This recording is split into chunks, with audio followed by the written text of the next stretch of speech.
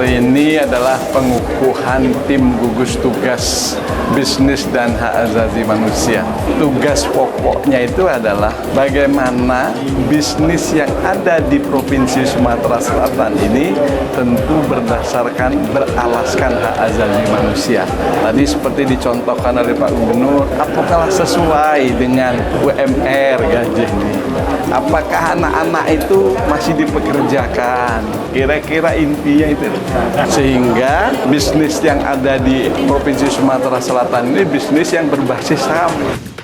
Dan kita bersyukur selain pengukuhan tim gugus tugas, hari ini juga tadi diserahkan piagam penghargaan atas upaya daerah untuk melakukan penegakan HAM di korporasi tadi.